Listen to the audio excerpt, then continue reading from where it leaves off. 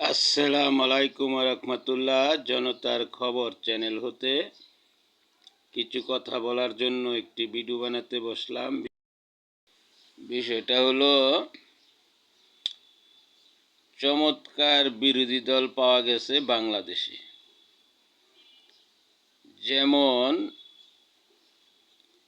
বাংলাদেশ স্বাধীন হওয়ার পর 54 বছরের ভিতরে এমন একটি বিরোধী দল পাওয়া যায় নাই, যেই বিরোধী দল 26 সালের নির্বাচনে সংসদে পাওয়া গিয়েছে।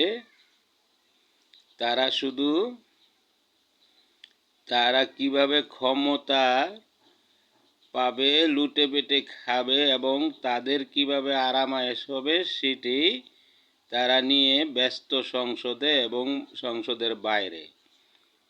কিন্তু জনগণের যে দুর্ভোগ